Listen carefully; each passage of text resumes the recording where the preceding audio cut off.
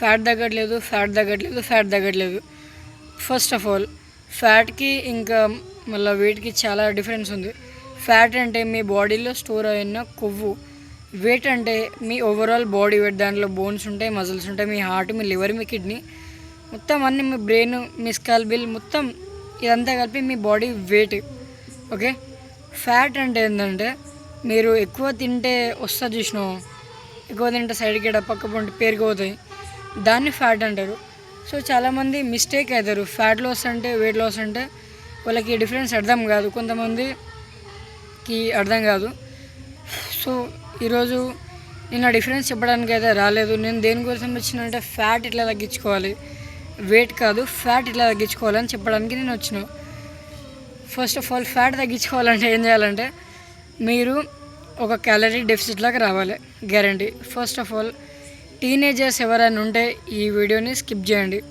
ఎందుకంటే టీనేజర్స్ 17, 18, 16, 17, 18, 19 ఈ ఏజెస్లో ఉన్న వాళ్ళు క్యాలరీ డెఫిసిట్ చేస్తే వాళ్ళ గ్రోత్ మీద, వాళ్ళ హైట్ మీద, వాళ్ళ బాడీ మీద ఎఫెక్ట్ పడే ఛాన్సెస్ ఉన్నాయి.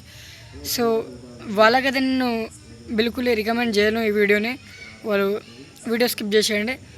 నేను ఎవరికి చెప్తున్నా అంటే ఎవరైతే ప్యూబర్టీ అయిపోయిందో, ఎవరైతే టీనేజ్ అయిపోయిందో, ఎవరైతే మేల్ కానీ ఫీమేల్ కానీ, అంకిల్స్ కానీ, ఆంటీస్ కానీ, అన్న కానీ, తమ్ముడు కానీ, ఎవరైనా కానీ వాళ్ళ కోసం వీడియో ఇస్తున్నాం.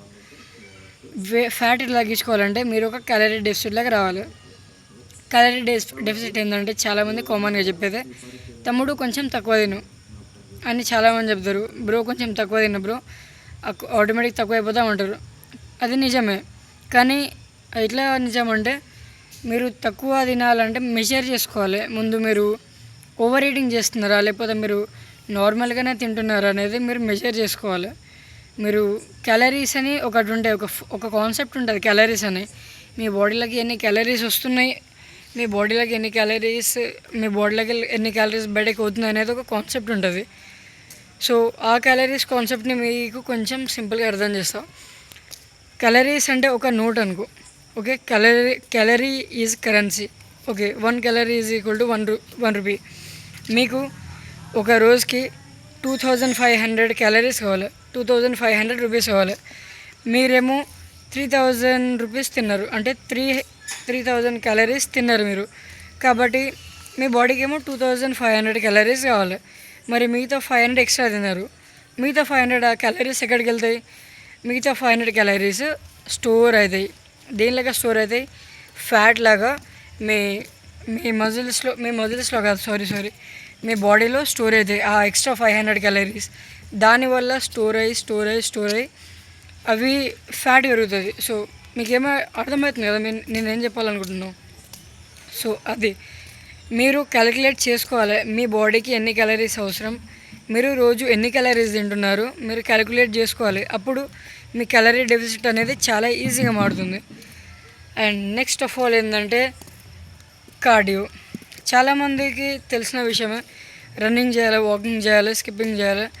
ఇవన్నీ హై ఇంటెన్సిటీ యాక్టివిటీస్ చేస్తే మీ బాడీ అనేది క్యాలరీస్ని బర్న్ చేస్తుంది, కాబట్టి మీ ఫ్యాట్ లాస్ తగ్గుతుంది.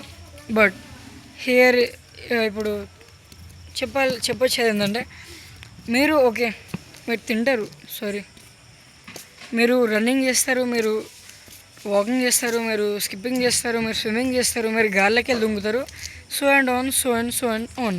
ఓకే, ఇవన్నీ చేసినాక మీరు ఈరోజు ఇంత వాకింగ్ చేసినా, కొంచెం అన్నం ఎక్కువ తింటా అనుకుంటూ చేసినా, ఆడికే బంద్ అయిపోతుంది మీకు.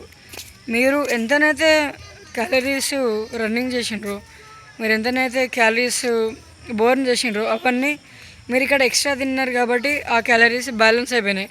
కాబట్టి మీరు ఎంత చేసి ఫాయిదా లేదు.